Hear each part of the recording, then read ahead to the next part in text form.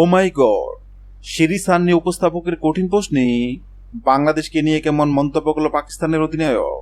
বাংলাদেশের বিপক্ষে টি-20 সিরিজ হেরেছে পাকিস্তান। শোচনীয় ব্যাটিং শুরু করার পর দলকে এগিয়ে নিয়ে যান ফাহিম আশরাফ।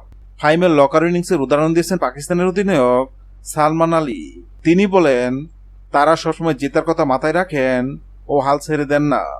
বাংলাদেশের বিপক্ষে 8 রানে হেরে 3 ম্যাচ টি-20 সিরিজের 1 ম্যাচ হাতে রেখেই পরাজয় নিশ্চিত করেছে পাকিস্তান। 133 রানের লক্ষ্য তাড়ায় শেষ পর্যন্ত 4 বল বাকি থাকতেই 125 রানে গড়ে যায় পাকিস্তান। ব্যাটিং বিপর্যয়ের মধ্যে শেষ পর্যন্ত লড়াই করেছেন সফরকারীরা। ম্যাচ শেষে পাকিস্তানের অধিনায়ক সালমান হতাশ প্রকাশ করে বলেন, আমার মনে হয় পাওয়ার প্লেতে আমরা ভালো বোলিং করতে পারিনি, সেখানে আরো 10 রান কম দেওয়া যেত। ব্যাটিং এর শুরুটাও আরো ভালো হওয়া উচিত ছিল। তবে দলে 2 তরুণ বোলার সালমান ও আহমেদ দানিয়ালের প্রশংসা করেন তিনি বলেন, সালমান দারুণ বোলিং করেছে আর দানিয়াল ছিল অসাধারণ। ওরা আমাদের ভবিষ্যৎ। 15 রানে 5 উইকেট হারিয়ে পড়া যাওয়া দলকে প্রায় জয়ের কাছে নিয়ে যাওয়ার জন্য প্রশংসা করেছেন ফাহিম আশরাফের।